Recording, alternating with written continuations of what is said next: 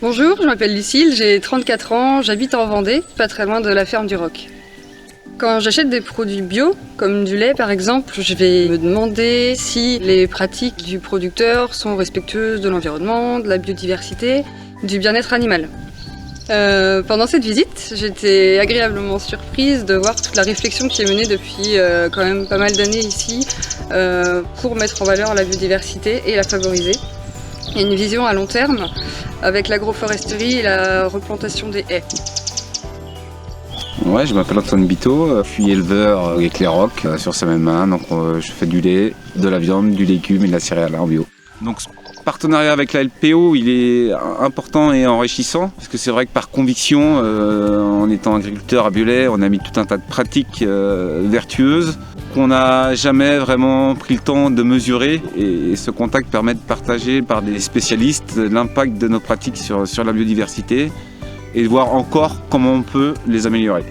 J'ai appris des choses sur les habitats de certaines espèces sauvages, comment les rendre plus vivants, des modes d'entretien des haies qui, avec pas grand chose, pourraient être encore plus bénéfiques sur la biodiversité. Les vaches ont besoin, pour produire du lait de qualité, ont besoin d'être heureuses. L'éleveur a besoin d'être épanoui. Moi, je suis heureux de travailler en pleine nature à travers ce milieu-là. Et je pense que mes vaches sont plus qu'heureuses à gambader dans les champs, à manger de l'herbe la majorité de l'année.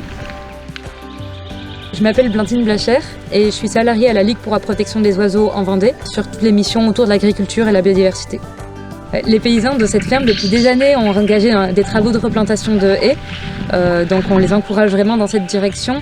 Et ensemble, aujourd'hui, on a envisagé aussi d'aller plus loin au niveau de la qualité des haies, de les étoffer, notamment au niveau des arbustes, pour que les oiseaux comme la pigue rièche écorcheur ou le rossignol, qui vont nicher dans des zones de buissons denses et s'alimenter dans les espaces ouverts des prairies, puissent trouver plus facilement des insectes, des perchoirs et des endroits pour faire leur nid.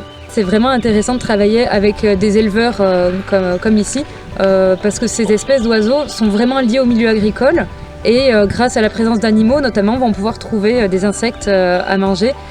Donc il y a un grand enjeu pour préserver ces espèces-là.